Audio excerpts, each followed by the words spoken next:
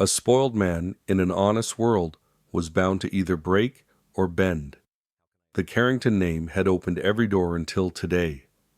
The wind in Atlanta had a sharp bite that morning, cutting through even Malik Carrington's double-breasted cashmere coat.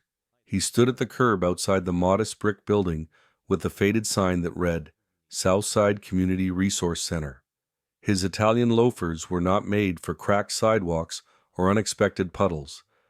A cold gust tousled his neatly styled waves, and he frowned, adjusting his scarf like it might shield him from everything unpleasant about this neighborhood. He checked the address on his phone for the third time. It hadn't changed. This was it. With a reluctant sigh, Malik stepped through the glass front door into a lobby that smelled faintly of peppermint and something chalky baking soda maybe. The scent tugged at a memory he didn't expect his grandmother's kitchen, where the counters were always dusted with flour and a kettle rattled gently on the stove. He pushed the thought away. The interior of the center was simple. Warm beige walls, folding chairs stacked neatly, a community bulletin board pinned with flyers, food drives, reading circles, job training workshops. It looked exactly like what it was, a place for people who didn't have much but tried their best anyway. Malik's tailored trousers suddenly felt out of place, like a tuxedo at a fish fry. A woman behind the reception desk looked up. Miss Louise, her name tag read. She wore a burgundy cardigan over a floral dress and gold-rimmed glasses that made her eyes look twice their size. Her smile was small but welcoming, and her gray curls were pinned neatly behind her ears. "Mr. Carrington," she asked in a voice like warm syrup. "That's me," Malik said, clearing his throat, "though I'm not used to being called Mr. around here." Miss Louise chuckled. "We believe in manners, even if we're running on a tight budget." She stood motion for him to follow. "Let me show you around before we start." Malik followed her through a narrow hallway lined with black and white photos of past community events. Kids holding trophies, families at cookouts, elders at quilting circles. He noticed how everyone in the pictures looked genuinely happy, even though their clothes were simple and the backdrops unimpressive. That happiness, that unfiltered joy, made him uncomfortable. Miss Louise spoke as they walked. "Your shift today is 3 hours. Helping set up for next week's Valentine's event decorations, lifting boxes, whatever Miss Robinson needs." Miss Robinson, he asked, already anticipating some cheerful middle-aged volunteer who would want to bond over tea and stories of grandchildren. Our director Louise replied with a knowing look. "You'll meet her soon enough." They passed a classroom where 2 teenage boys were setting up folding tables. One gave Malik a curious glance. Another muttered something Malik didn't catch, but sensed was not complimentary. In the break room, a coffee pot burbled beside a tin of off-brand sugar cookies. Miss Louise offered him one. He declined. She didn't seem surprised. "You from this part of town?" she asked gently. Malik exhaled through his nose. "Not exactly." She hummed. "That explains the shoes." He looked down. "What's wrong with my shoes? They're too clean," she said simply. "Give it a week." They looped back to the lobby. "Miss Robinson should be here soon. You can wait over there." Malik sat stiffly in a plastic chair, scrolling his phone. No reception. Of course. 10 minutes passed. Then 15. Just as he stood to leave, the door opened, and in stepped a woman in jeans and a tan trench coat dusted with windblown leaves. She shook the cold off her shoulders, then looked up. Their eyes met. Jada Robinson wasn't what Malik expected.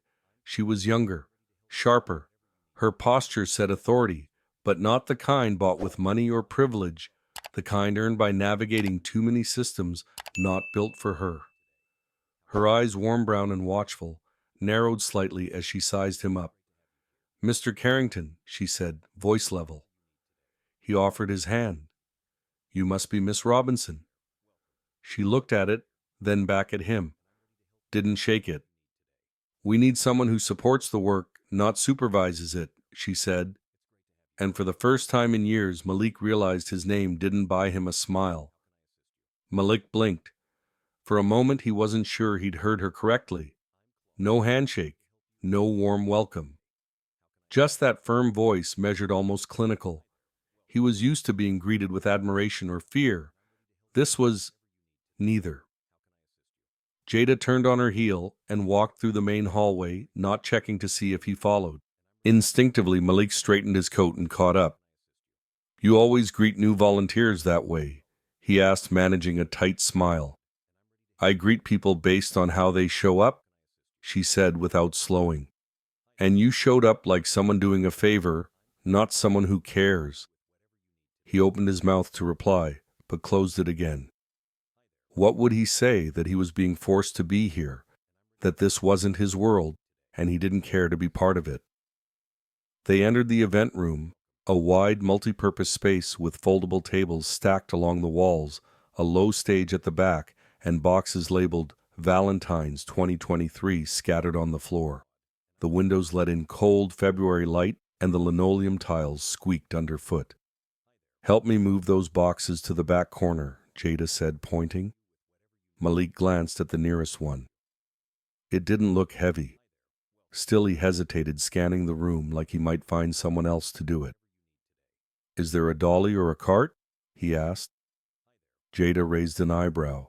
"We call that using your arms around here." He chuckled dryly, more out of disbelief than amusement. But he did it. One by one he carried the boxes. By the third trip, he was breathing harder than he expected. She watched but didn't comment. As he worked, Malik found his eyes drifting toward her. Jada was efficient, moving fast, checking clipboards, making notes. She didn't perform for anyone. She wasn't trying to prove anything, which oddly made her presence stronger. It bothered him more than he cared to admit. "Where'd you learn to run a place like this?" he asked, half trying to sound casual. "Life," she said, eyes still on her list. He waited, expecting elaboration. None came. Malik rubbed his hands together. "You're not big on small talk, are you?" "Depends who's talking."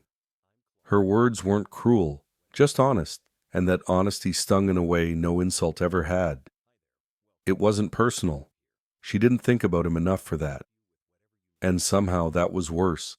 Miss Louise entered a few minutes later, holding a tray with paper cups and a plastic thermos. "Break time. Y'all need something warm." "Thanks, Miss Louise," Jada said, grabbing a cup and nodding toward Malik. "He's working on his third box." "Lord bless him," Miss Louise teased, pouring hot cider into a cup. "Mr. Carrington, you want cinnamon or plain?" Plain is fine," Malik said, accepting the cup with both hands. The heat seeped into his palms. Jada leaned against the table, sipping hers. Malik stood near, unsure where to place himself.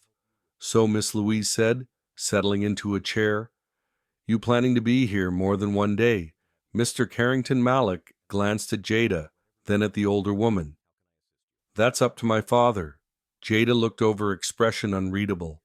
"Your father made you come?" she asked. Malik nodded. "Thinks I'm too comfortable. Wants me to see how real people live." Jada tilted her head.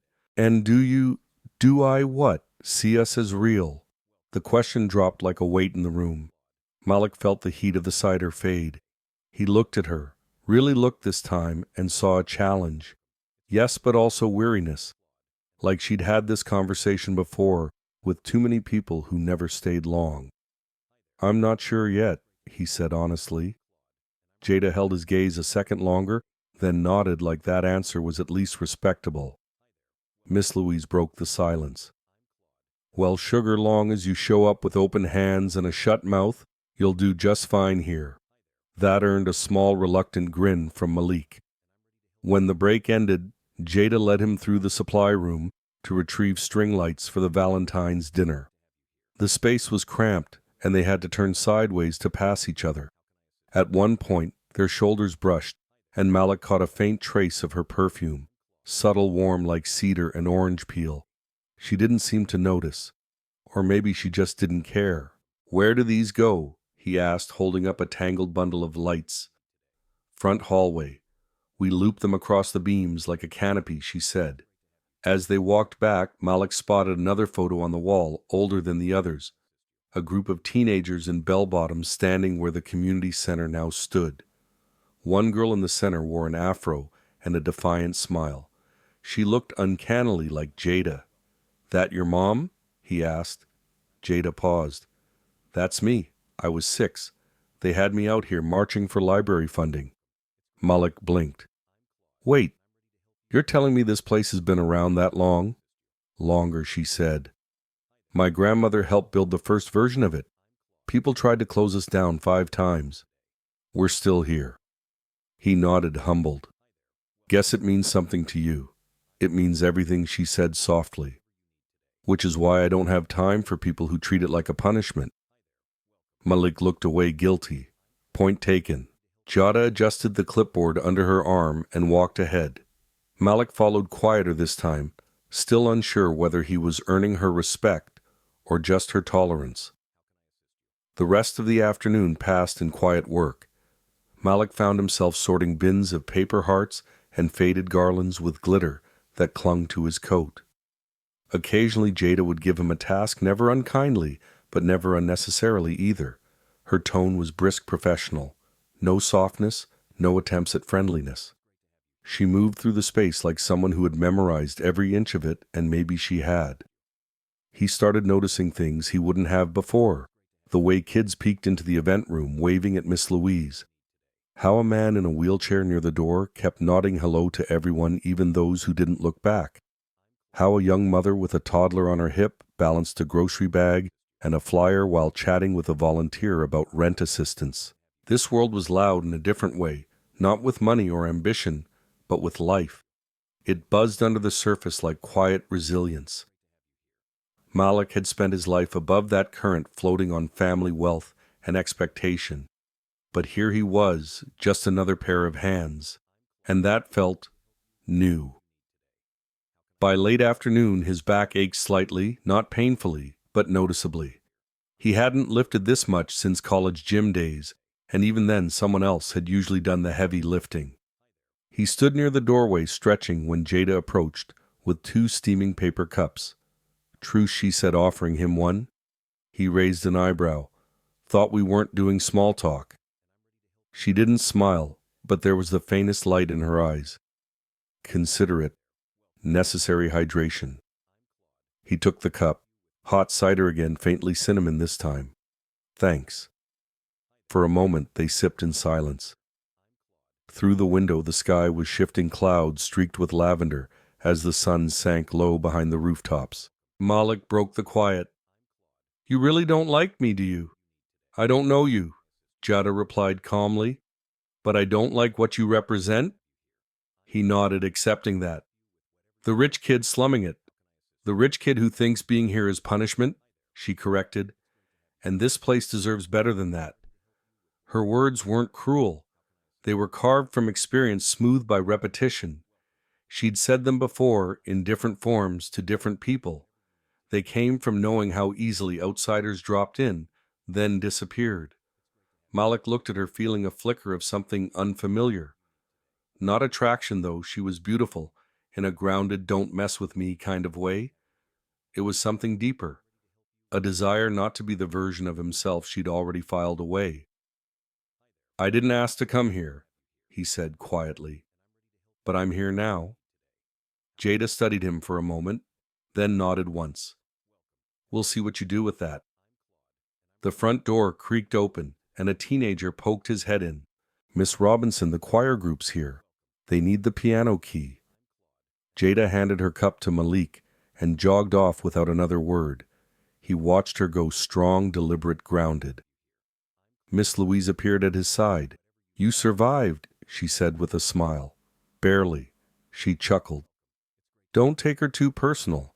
Jada's been running this place since she was 24. She's had to fight for every coat of paint on these walls. Don't expect confetti for showing up." "I don't," Malik said. And he meant it. He looked around again at the bulletin board filled with hand-drawn posters, at the smell of peppermint still lingering near the kitchen, at the sound of laughter filtering in from the hallway. It was all so normal and humbling. Miss Louise followed his gaze. Funny thing about places like this, they don't need saving, just someone willing to roll up their sleeves. Malik didn't respond. Instead, he pulled out his phone and typed something into his notes app. A reminder. Stop assuming you know the whole story. As the last of the decorations were stored and the tables wiped down, Malik gathered his coat and stepped outside into the crisp evening. The sky had darkened to a deep navy. He shoved his hands into his pockets, exhaled slowly, and for the first time in a long while, didn't rush to his car.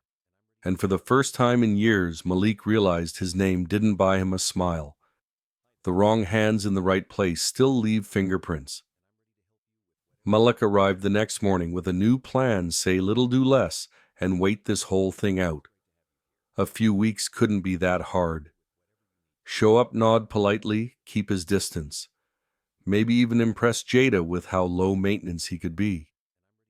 He walked through the front doors with his signature coat still buttoned up, sunglasses in place, though it was cloudy. The center smelled faintly of lemon-scented cleaning spray and something warm baking. He passed by Miss Louise, who was arranging a small table of pamphlets. Back again, she said without looking up. Like a bad penny, Malik replied dryly. She gave him a look over her glasses that might have been amusement or warning. A clipboard waited for him at the front desk. Neat black ink spelled out his assignment for the morning records room. Box sorting and filing. Ask Deshawn. Malik sighed. Filing. At least it wouldn't involve confetti or crepe paper. He made his way to the back hallway, where a faded sign read "Staff Only." The records room was colder than expected and smelled of paper and dust. Deshawn stood near a tower of cardboard boxes, arms crossed, wearing a hoodie with the center's logo. Younger than Malik, probably mid-20s, he had the kind of presence that didn't require volume, just sharp eyes and an unreadable face. "You're the Carrington guy," Deshawn said, not offering a hand. "Just Malik is fine." Deshawn didn't move. "These boxes need to be alphabetized and refiled. The cabinets are marked. Don't mix up the intake forms with the medical waivers. You mess up, we lose real info." "Got it?" Crystal, Malik said, trying to keep his tone light. The task was simple in theory. Open boxes, read forms, file them by last name. But the folders were warped, the handwriting inconsistent, and Malik's patience thinned quickly. Within 30 minutes, he had 2 paper cuts, 1 broken fingernail, and a headache forming between his eyes. Deshawn lingered near the doorway like a supervisor who didn't trust the temp hire.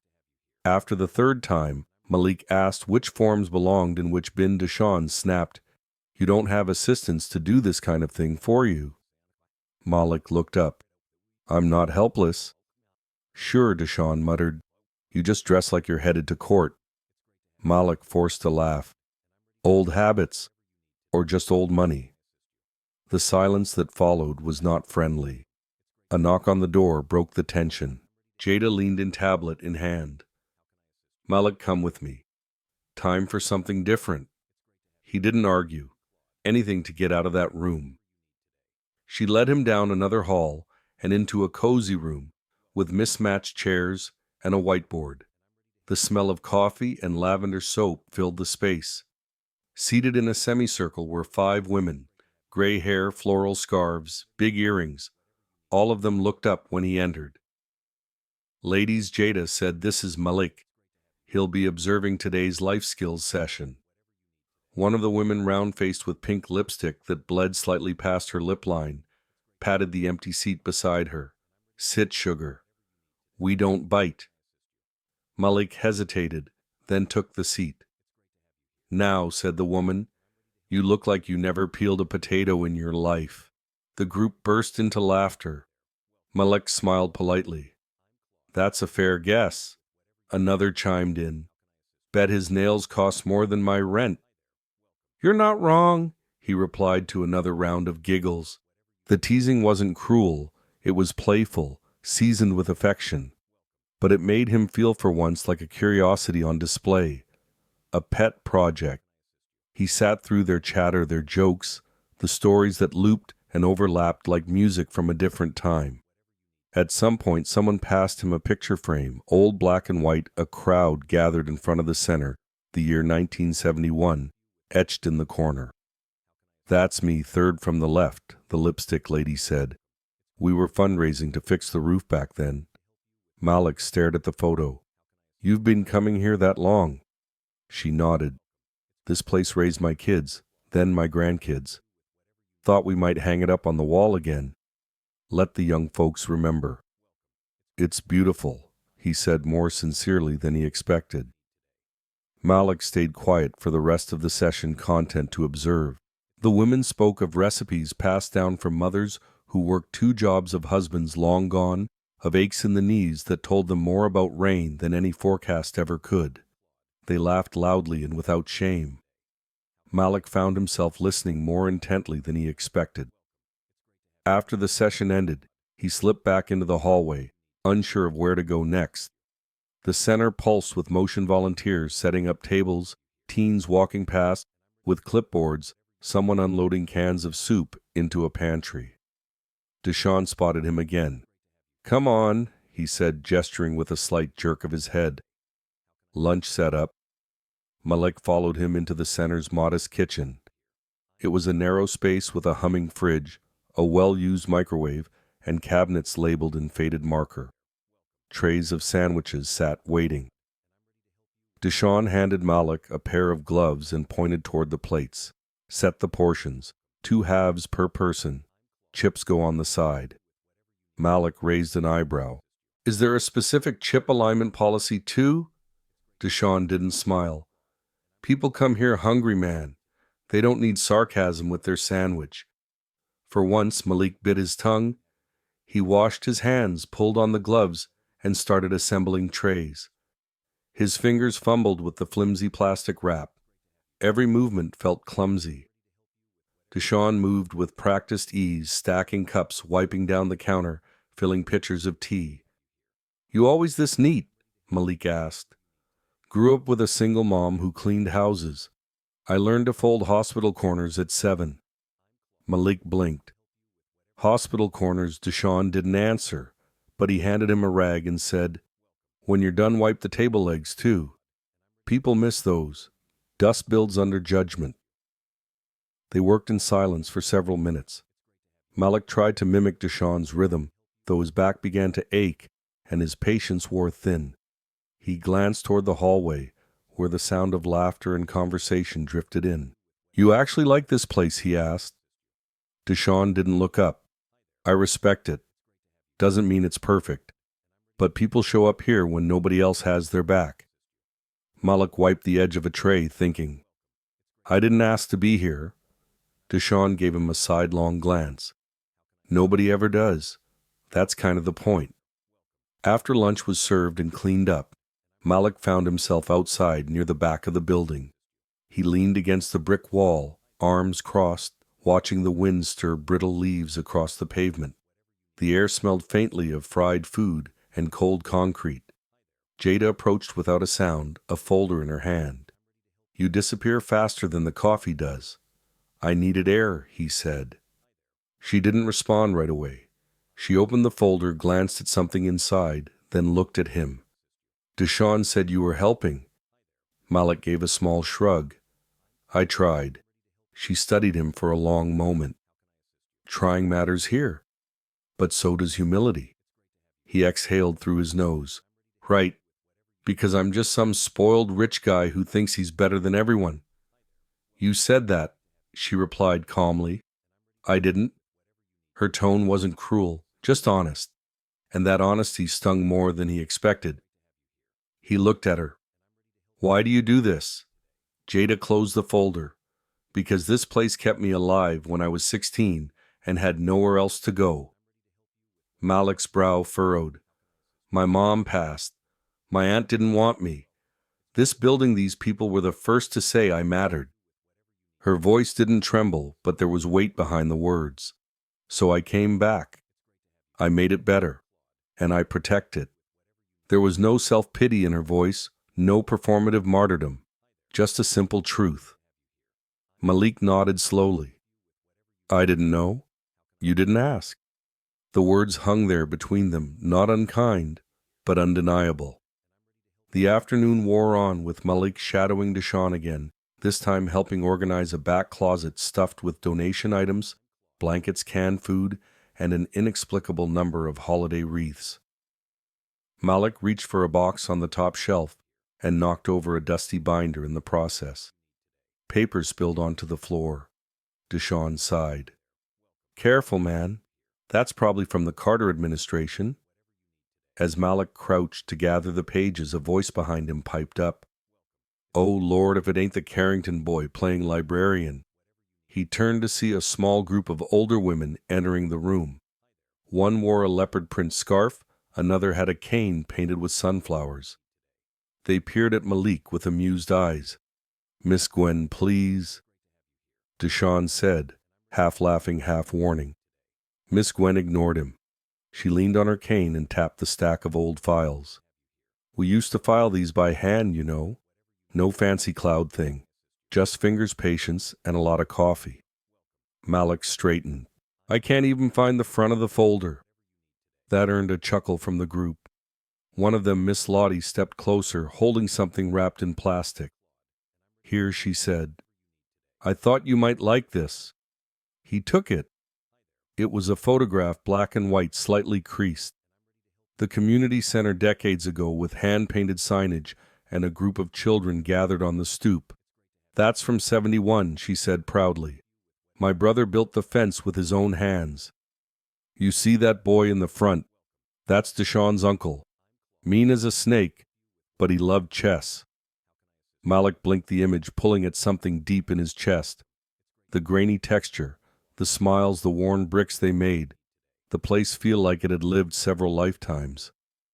We'd love to hang it up again, Miss Lottie added softer now. Little memory never hurt a place. He nodded, fingers tightening slightly on the photo. But the moment didn't last long. From the hallway, a commotion stirred. Raised voices. Malik stepped out and saw Jada near the front desk, arms folded as she faced off with a man in a gray suit. It was subtle, but the tension in her jaw was unmistakable. I told you we're not interested in commercial buyouts, Jada said calmly. The man handed her a brochure. Your board should reconsider. Properties like this don't have price tags, she cut in. Not for sale, not now, not ever. Malik's chest tightened. Something about the man's polished tone hit too close to home. He knew that language. He'd spoken it.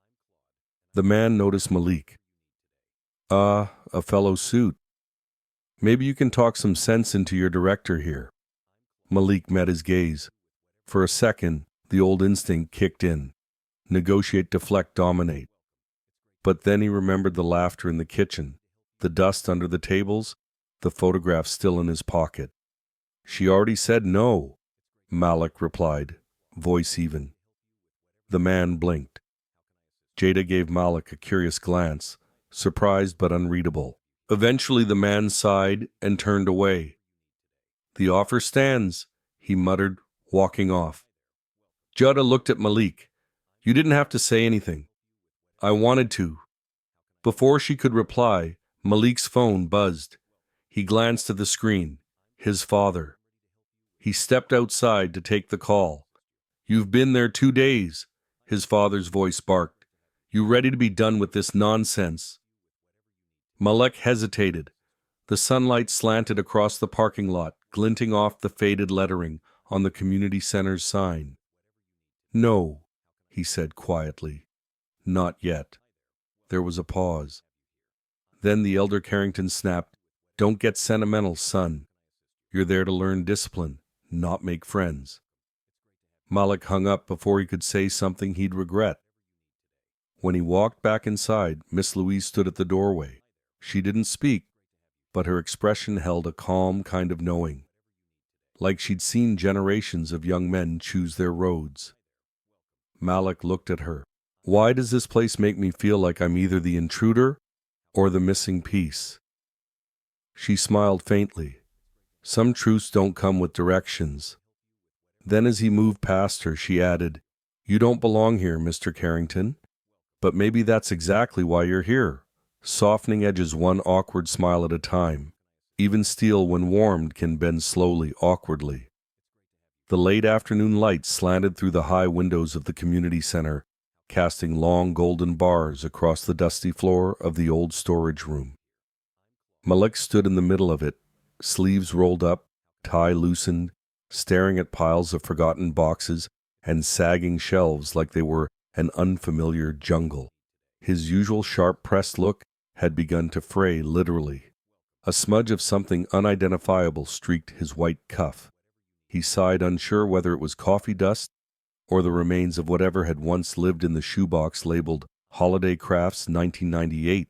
Miss Louise had handed him a clipboard that morning and pointed him toward the room with a polite but firm, "Some of this might be worth saving sugar, but most of it just dust with good memories." He didn't complain, not out loud at least.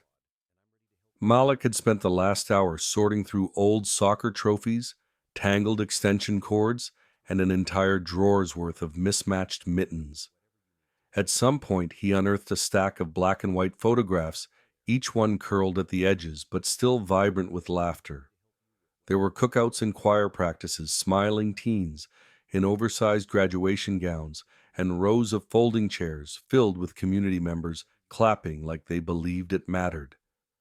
He ran a hand over one of the frames. A woman stood front and center, beaming with a baby on her hip. Both their faces glowed with something he couldn't name. He read the year scribbled on the back, 1976. That photograph was older than he was.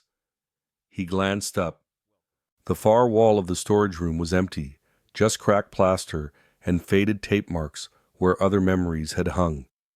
Impulsively, without planning, without his usual second-guessing, Malik picked up the hammer he'd found in a drawer and began looking for nails. By the time Jada walked in, he'd already hung 3 of the photographs in a neat row. She paused at the door, eyebrows lifted in surprise. "No one asked you to do that," she said evenly. Malik turned, resting the hammer against his leg. "I know." Jada stepped inside her heels, silent against the scuffed linoleum. She walked over and examined the photos without speaking. Her arms crossed loosely over her chest. Malik waited, awkward but stubborn.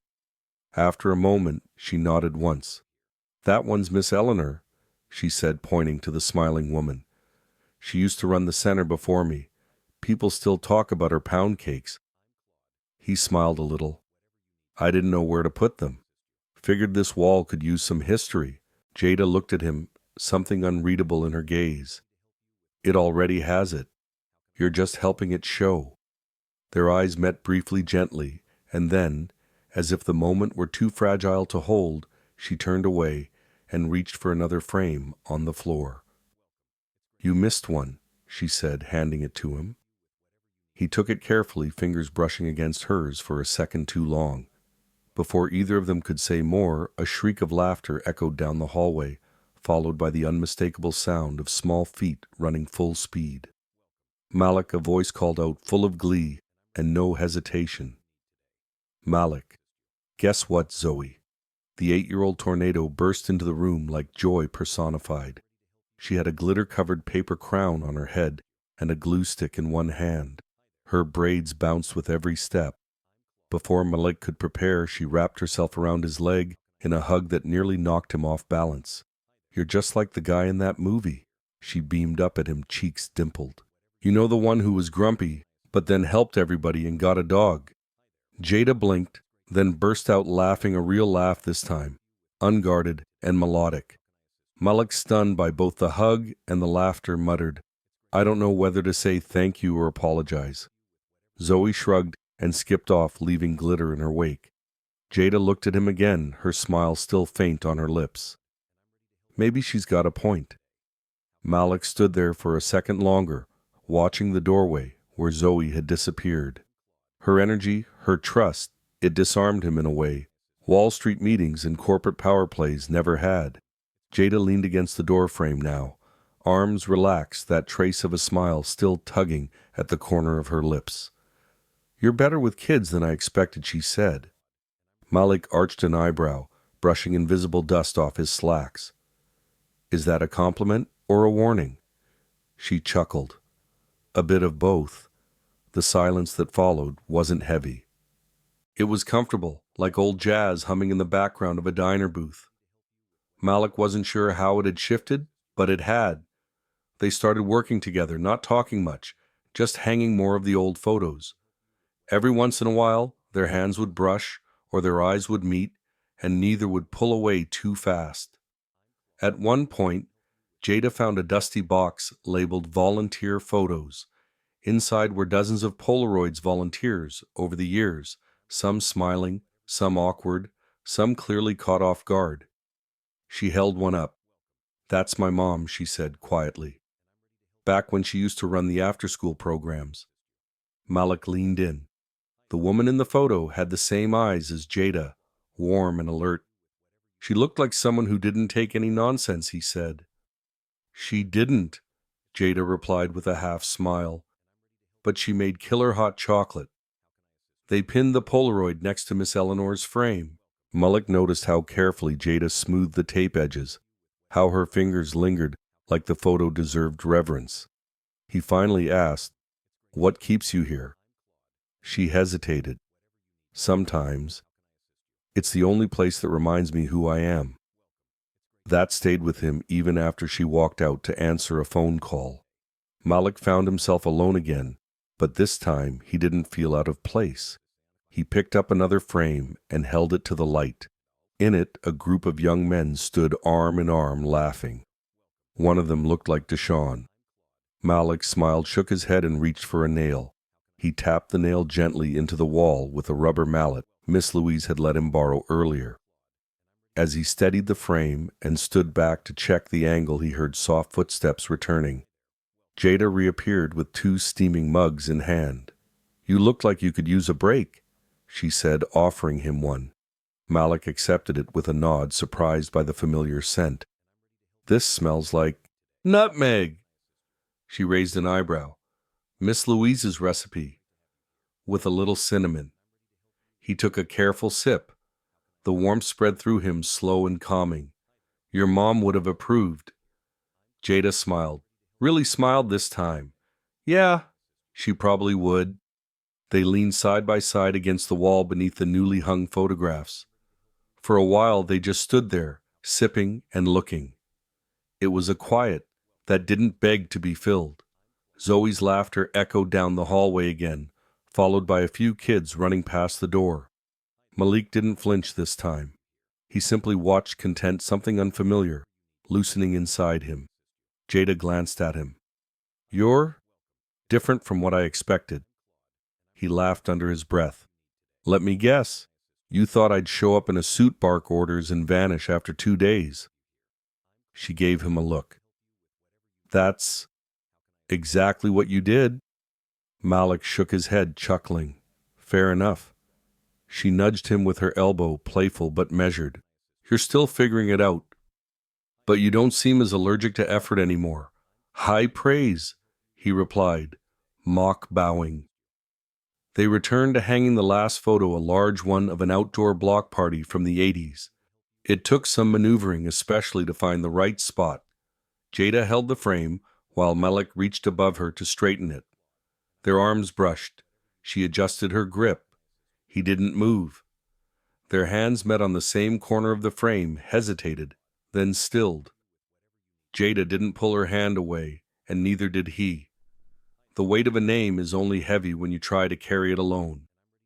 Malik stood quietly near the edge of the recreation hall, where tables were now draped in soft pink cloth and jars of glittered hearts waited to be arranged.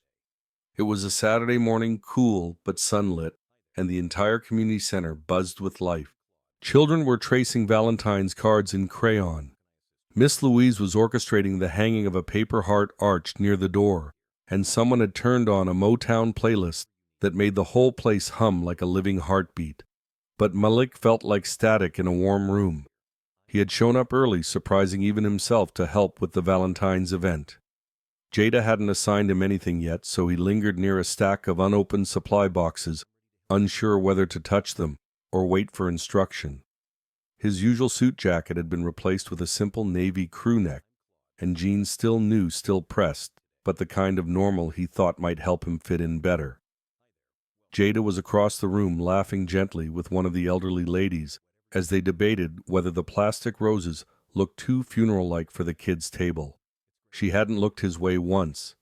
Maybe she wouldn't. Then came the voice. "Excuse me, are you Malik Carrington?" He turned to see a woman with bright eyes and a press badge. Her tone practiced, her smile too symmetrical. A photographer hovered behind her, already raising the lens. Malik blinked. Yeah, he answered slowly. "Wonderful," the woman said, offering her hand. "Allison from Wealth Monthly. We're doing a piece on second-generation leadership in philanthropy. You're Richard Carrington's son, correct?" What a great narrative, giving back at the grassroots level. Malik froze. From across the room, Jada's posture stiffened. Her smile disappeared. She didn't move toward them, but her eyes never left the scene. The older women nearby began whispering behind cupped hands. Malik didn't answer the reporter. He stepped slightly to the side, shielding his face from the camera. "I'm not doing interviews today," he said tersely. "Oh, sure, no problem," Allison replied, lowering her voice. "We'll be around for a few more shots. You're a natural for the cover if you're interested later." She pivoted away with an airy nod, leaving Malik in the center of too many stares. He glanced again at Jada, whose gaze now held something unreadable, part surprise, part disappointment. Without a word, Malik moved toward the wall where the Happy Valentine's Day banner lay folded beside a ladder. He picked it up and began unrolling it with forced focus, hoping it might distract from the weight that had just dropped into the room. A few feet away, a man in a work shirt leaned toward his friend and muttered, "Knew he wasn't just here for the coffee and crafts?" The words were low, but Malik heard them. He always did, and for the first time since arriving at the center, he felt smaller than his name. Miss Louise approached from behind with quiet steps. In her hands was a small hand-folded card, neatly decorated with glitter glue and red ribbon. She offered it without a word. Malik took it with a puzzled look. Inside, written in cursive shaky from age but steady in intention, were the words, "Some names are earned, not given." Malik stared at it for a long moment. Then something inside him softened almost. He held the card as though it were made of porcelain, afraid that moving too fast might shatter something delicate, something he couldn't name. For all the expensive stationery and engraved invitations in his life, nothing had ever struck him the way this handmade card just had. The lettering was imperfect, the edges curled slightly, but the message was clear and quiet, like a whisper that carried weight. Some names are earned, not given. Malik slid the card into the inside pocket of his jacket without a word. He nodded at Miss Louise, whose eyes sparkled with the kind of understanding that didn't need words. Then he climbed the small ladder and began pinning the banner above the welcome table. The chatter around him continued, but it had changed. It wasn't laughter anymore. It was the subtle hiss of curiosity turning to judgment. Phrases like "rich boy Carrington kid" and "PR stunt" slipped through the cracks. He kept working, jaw-tight eyes, focused on making sure the letters of Happy Valentine's Day didn't droop. When he finally stepped down, Jada was standing beside him. Not too close. Her arms were crossed, and her expression unreadable. "I didn't know we had guests from Wealth Monthly," she said flatly. "I didn't invite them," he answered. "They knew your name," she replied, voice steady. "They knew your father's name." "I can't help what people assume when they hear Carrington," he said. Maybe she said, pausing. "But you can help what they see when they look at you." Malik opened his mouth to respond, then shut it. She was right, and that's what made it worse. He had worked all week, showed up early, smiled at kids, picked glitter off his jeans, and yet one reporter's appearance had unraveled it all. "I didn't come here to impress anyone," he said at last. "Not even you," good Jada replied quietly. "Because the people here don't need impressing. They need showing up."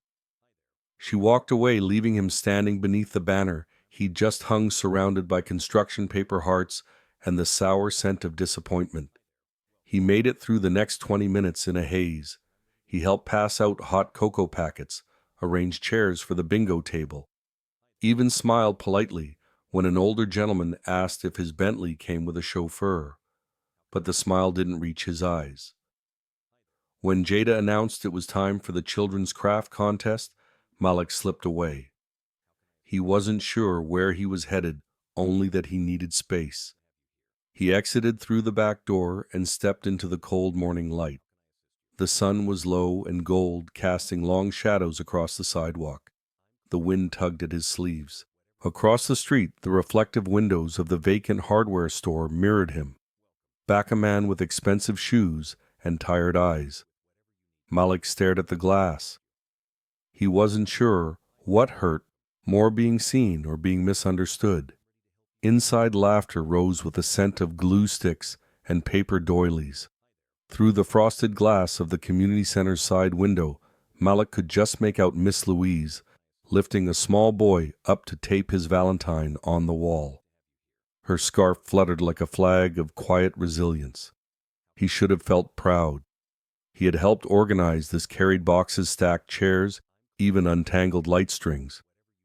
But none of it seemed to matter now. The face in the glass didn't look like someone who belonged here. It looked like someone playing the part, wearing decency like a borrowed jacket that didn't quite fit. The door behind him creaked open. Miss Louise didn't say anything right away. She simply stepped out onto the sidewalk, a shawl wrapped tight around her shoulders. Her breath came out in soft clouds as she glanced over at him. "You know," she said after a moment, "when I was your age, we didn't wait for people to prove themselves. We just waited, gave them the space to show who they were." Malik didn't answer. Miss Louise tilted her head toward the street. "Your father ever come to one of these?" He scoffed. "My father thinks charity is writing a check in a heated suite." She didn't sound surprised. "And you think showing up makes you different?" That one stung. "I'm trying," he said quietly. "I know," she replied, softer now. "But trying's not the same as staying." Malik looked at her, then back at the glass. "Do you think Jada hates me?" Miss Louise smiled a little. "Jada doesn't hate easy. She just loves hard. That kind of woman needs proof, not promises." He nodded slowly, folding his arms as the wind pushed through the hem of his coat. They stood there like that for a minute, two shadows leaning into the cold. Then Malik said, "I'll come back tomorrow. Finish the banner outside. It's crooked." Miss Louise nodded once. "Good. You saw it." As she turned to go, she reached into her coat and pulled out another small card. "Zoe made this for you," she said, handing it over. "Says you remind her of a superhero. Just without the cape yet." He took it. The card was lopsided, colored wildly outside the lines, and spelled his name wrong. It made him smile anyway. When the door clicked shut behind her, Malik stayed there staring at the sidewalk, the card his reflection. He wasn't sure what hurt more, being seen or being misunderstood. Where truths settle and hands reach back, hearts don't stay hardened for long. The door creaked as Malik pushed it open, unsure if anyone would be glad to see him or if they even noticed he'd left. The familiar scent of ginger and cinnamon wrapped around him like a worn blanket. The center was quieter now, the energy of the Valentine's event replaced by the slow rhythm of a regular weeknight. He caught sight of Miss Louise folding tablecloths in the main hall, humming to herself. She looked up, raised an eyebrow, then gave a small nod, as if to say, "You know where to go." Malik stepped deeper inside, heading toward the back where the storage room waited. He hadn't forgotten the crooked banner or the look Jada gave him before she walked away. He'd played that moment over in his head all weekend, wishing he'd said something else, or more, likely said nothing at all. The hallway lights were dimmed. Only the warm glow spilling from the kitchen ahead gave the place life. As he approached, he heard soft clinks of ceramic and a faint jazz melody crackling from an old tabletop radio. He stopped in the doorway. Jada stood by the counter wearing a faded hoodie and tying cellophane around a stack of cookies. Her sleeves were rolled up flour dusting her forearm like snow. "You're late," she said without turning. Malik hesitated. "Wasn't sure I'd be welcome." "You're not," she replied evenly, "but the pantry's not going to organize itself." He exhaled something between relief and humility. "I came to help. I also owe you an apology." She finally looked at him. Her expression wasn't soft, but it wasn't sharp either. "I'm listening." Malik stepped into the kitchen, took a breath, and let his hands rest on the back of a chair. "The reporter wasn't my idea. I didn't know she was coming. But I didn't exactly discourage it either. I figured a good article might get my dad off my back." Jada crossed her arms. "So this was just about family approval." "At first, yeah," he admitted, "but it's not anymore." Silence hung between them, filled only by the jazz playing low and the timer ticking on the oven. "I grew up thinking everything was about image," Malik continued. "Appearances, headlines, donations with names on buildings. This place, this community, it doesn't work that way." Jada raised an eyebrow. "No, it doesn't.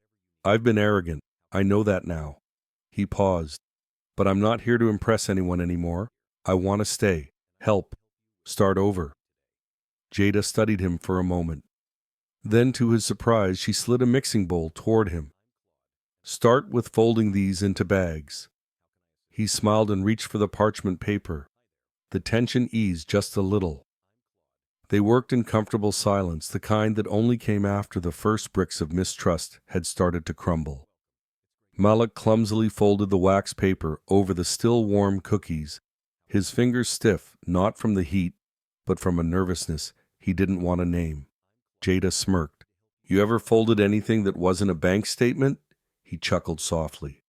"First time for everything." She reached over, adjusted the way he'd tied a ribbon.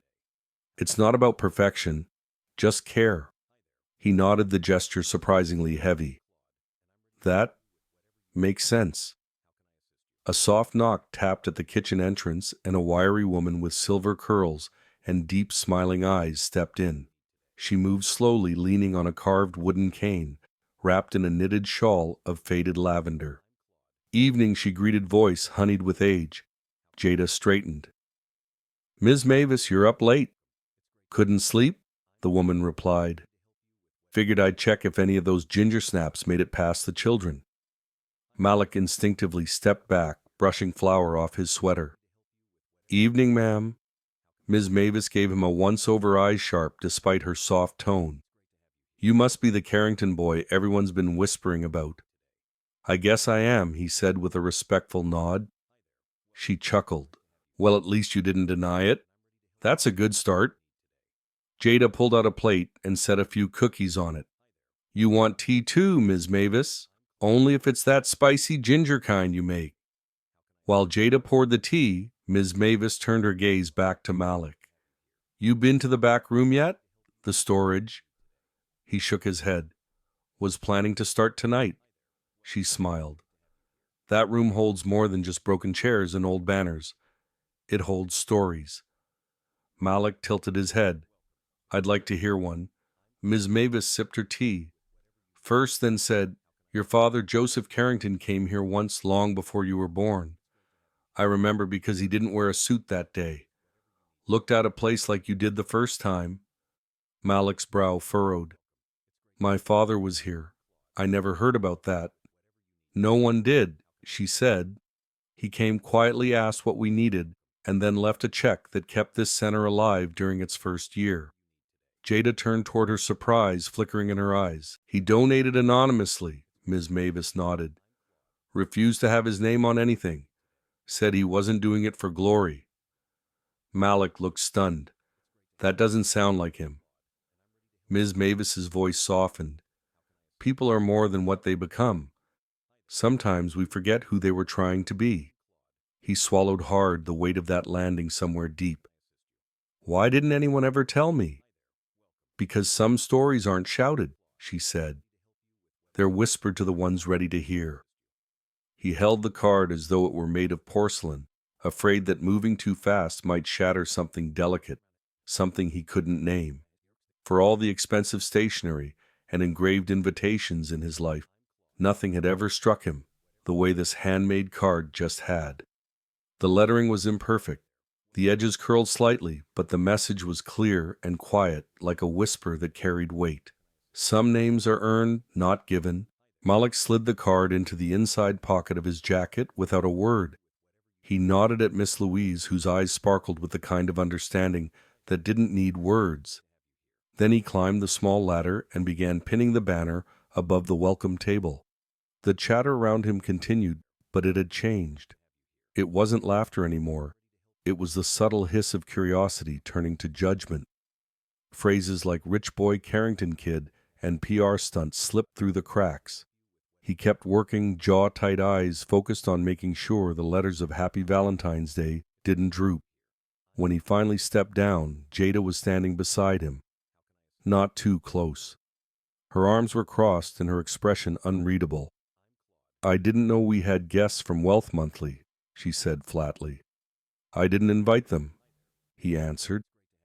"They knew your name," she replied, voice steady. "They knew your father's name." "I can't help what people assume when they hear Carrington," he said. Maybe she said, pausing. "But you can help what they see when they look at you."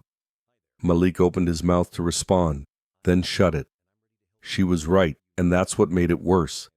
He had worked all week, showed up early, smiled at kids, picked glitter off his jeans, and yet one reporter's appearance had unraveled it all. "I didn't come here to impress anyone," he said at last. "Not even you." "Good," Jada replied quietly, "because the people here don't need impressing. They need showing up." She walked away, leaving him standing beneath the banner he'd just hung, surrounded by construction paper hearts and the sour scent of disappointment. He made it through the next 20 minutes in a haze. He helped pass out hot cocoa packets, arranged chairs for the bingo table, even smiled politely when an older gentleman asked if his Bentley came with a chauffeur. But the smile didn't reach his eyes. When Jada announced it was time for the children's craft contest, Malik slipped away. He wasn't sure where he was headed, only that he needed space. He exited through the back door and stepped into the cold morning light. The sun was low and gold, casting long shadows across the sidewalk. The wind tugged at his sleeves. Across the street, the reflective windows of the vacant hardware store mirrored him back, a man with expensive shoes and tired eyes. Malik stared at the glass. He wasn't sure what hurt more, being seen or being misunderstood. A name rewritten with hands, not ink, leaves a deeper mark. The morning of February 14th broke over Atlanta with golden light that made the frost on rooftops look like sugar. The air was brisk but kind, the kind that made people want to step outside, breathe a little deeper, maybe even smile at strangers. Inside the community center, the usually quiet halls were alive with movement. Folding tables unfolded, balloons in shades of deep red and soft cream floated near the ceiling. Handmade signs fluttered in the soft indoor breeze from old vents. It was Black Love Day, and Malik Carrington was everywhere at once. "Hey, Deshaun, can we shift the book table a little to the left? The sun hits it weird around noon." Malik called out, rolling a poster tube under one arm, sweat darkening the back of his gray sweatshirt. Deshaun blinked, then nodded. "Yeah, sure, boss." Malik grinned, not missing the sarcasm but also not letting it rattle him. "Not your boss, just your friendly, over-enthusiastic coordinator for the day." He ducked into the main room and unfurled a banner that read, "Celebrate love. Celebrate us." Below, in smaller hand-drawn letters, Black Love Day, Community First. It wasn't printed by some marketing team downtown. He'd drawn it himself. The lines weren't perfectly straight. The paint bled a little at the edges, but it was his. his work, his hands. By noon, the courtyard bustled with energy. A local jazz trio played near the steps. Children ran between booths, their laughter bouncing off the brick walls. Elders sipped spiced tea under heaters bundled in scarves, watching with warm eyes. There were stations for face painting, handmade Valentine card making, and even a corner for storytelling, run by none other than Miss Louise, who wore a sparkling brooch and the widest smile. From across the crowd, Jada watched Malik work. He moved with ease now, not as a guest, not as someone trying to prove a point, but as part of the heartbeat of the place. He knelt to pick up paper cups, wiped down sticky chairs, greeted everyone like he knew their names, and he did. A child tugged on his sleeve and asked if he was on TV. He laughed and shook his head. Not yet, but today's got the makings of a hit episode. Jada shook her head, smiling despite herself. Near the sound system, Deshaun approached Malik, holding a small, neatly folded package. "Hey," he started, scratching the back of his neck. "So?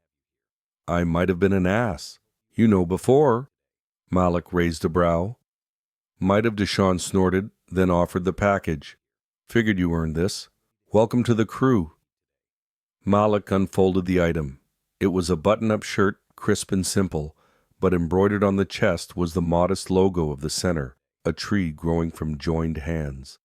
He ran his fingers over it, silent for a moment. "Thank you." Deshaun gave a quick nod and walked off before it could get emotional. Just then, a pair of small arms wrapped around Malik's waist. "Mr. Malik," Zoe shouted, eyes gleaming. "Come see my face, I'm a butterfly." He turned to find her cheeks painted in purple and gold wings sweeping across her temples. "You look magical," he said sincerely, crouching to her level. She beamed. "I saved you a cookie. Best Valentine gift I've gotten in years." From across the yard, Jada's gaze lingered on him. Something in her chest shifted. Not the flutter of romance, not yet, but a deeper warmth. A quiet realization that she wasn't looking at a Carrington-heir anymore.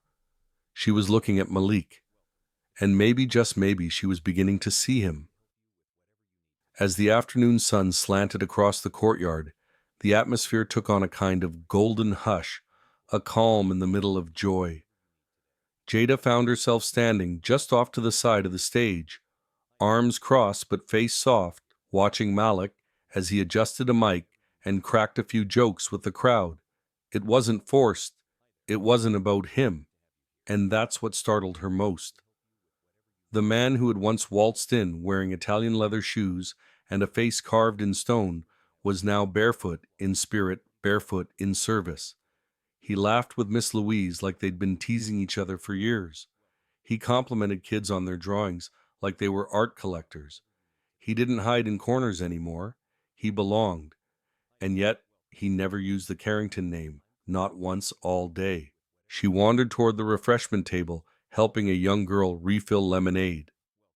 As she turned, Malik was suddenly beside her, holding something behind his back and wearing the faintest smirk.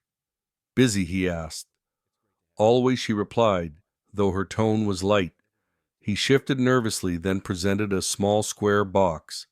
Nothing fancy, the kind you might find in a vintage shop, with peeling corners and soft velvet.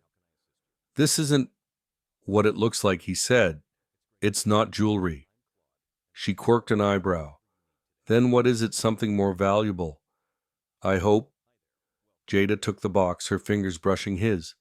Inside, nestled in soft cloth, was a single photograph, black and white, slightly curled at the edges. It was of her, not posed, not prepared. Just a moment he'd captured on an old Polaroid earlier that week. She was laughing with Zoe, head thrown back, joy written across her face like sunlight. Her breath caught. "This. When did you take it?" she asked softly.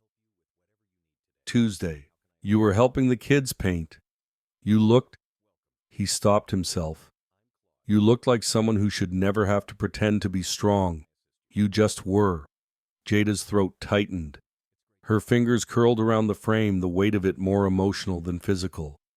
No diamonds, No declarations, just her. Seen. Held. I didn't know I needed this, she whispered. He stepped a little closer. I did. Around them the music played on an upbeat soul tune drifting from the corner speaker. Kids shrieked over sack races. Laughter swirled on the breeze. Yet in that small bubble of stillness, there was only the two of them. A breath, a pause, a knowing. Malik rubbed the back of his neck. I know we got off to a bad start, and I know saying sorry isn't always enough, but I'm not leaving Jada. Not unless you ask me to. She shook her head, blinking fast. I don't want you to. Their eyes met, and for once the silence wasn't awkward. It was sacred. In the distance, Miss Louise tapped the mic and called everyone to gather for closing remarks. The Valentine sun dipped lower shadows stretching long, but the courtyard glowed. Malik turned back to Jada. Come with me. She nodded, sliding the photo gently back into its box and holding it to her chest. And together they walked toward the stage, not with grandeur, but with something softer, earned, real. The crowd gathered, forming a semicircle around the makeshift stage where Malik stood with Deshawn and a few other volunteers. String lights flickered overhead, casting a warm glow that softened even the hardest faces. It felt like home, no longer a building, but a heartbeat. Deshawn nudged Malik gently. You sure you want to say something? Malik took a breath, looking over the community, at faces that once greeted him with doubt, now watching with cautious hope. He stepped forward. I used to think a name could carry me through anything. He began, voice steady. That Carrington meant doors would open, people would listen, and mistakes wouldn't follow me. He paused, eyes scanning until they landed on Jada. But a name doesn't mean a damn thing unless your hands are part of the work, unless your feet walk beside the people, not ahead of them. There were murmurs of agreement, nods from the older women seated near the front. Miss Louise wiped a tear discreetly. Malik continued. This center gave me something no amount of money ever has. It gave me a mirror, and the courage to not look away. A beat. Today isn't about me. It's about all of you. And I'm just grateful I got to be here to carry chairs, to hang signs, to find a reason to care that had nothing to do with my last name. A quiet, steady clap started from Zoe, holding her butterfly-painted face high. Then more joined in. A wave of applause, not out of politeness, but pride. Deshawn grinned and gave Malik a slap on the back as they stepped down. Jada was waiting at the edge of the crowd. I didn't know you had that in you, she teased, eyes glinting. Malik chuckled. Neither did I. She handed him a folded piece of paper, a Valentine card hand-drawn. Inside was a childlike sketch of two people standing under a tree holding hands. He recognized his suit and her glasses, both scribbled with careful lines.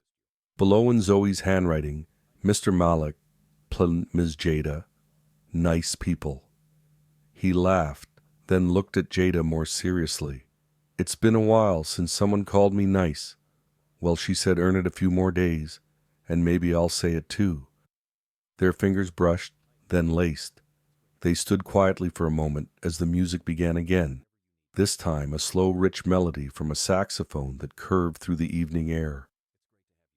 I have something else for you, Jada whispered, turning toward the refreshment table. She handed him a small envelope. Inside was a copy of a donation form from years ago, anonymous, handwritten. From a friend. Amount $10,000. For hope, not legacy. Malik recognized the handwriting. It was his father's. Jada spoke softly. He didn't want credit. He just wanted it to exist. Maybe. He knew you'd find your way here. Malik folded the paper gently, the weight of history, family, and healing settling in his chest. Maybe I did. The music swelled, and without a word, Jada leaned in. Their foreheads touched, and time felt irrelevant. Around them, people danced, children spun in circles, and laughter lit the air like lanterns. And when they finally stepped back, hand in hand, the applause had begun again, not for a speech, not for a name, but for the couple who had come through fire and misunderstanding and somehow found each other in the middle of it all. As they turned to walk toward the cleanup crew, someone called out, "Hey, Carrington, you staying for trash duty?" Malik didn't even hesitate. Already got the gloves. And as he bent to lift the trash bag, Jada beside him, their fingers brushing again, a few voices murmured, with something like affection, something like pride. And for the first time, Malik didn't mind being recognized, not for his name, but for who he chose to be. Sometimes the deepest changes begin not with grand gestures, but with quiet acts like hanging a banner, listening to a neighbor, or offering a second chance. Malik didn't rewrite his legacy with money or fame, but with the kindness he gave freely and the humility he chose daily. In a world quick to judge it, turns out the heart can surprise us, especially when we stop hiding behind names and start building bridges with bare hands. Because true belonging isn't inherited, it's earned one honest moment at a time. If this story touched something in you, perhaps it's time to look around and ask, who might need your patience today?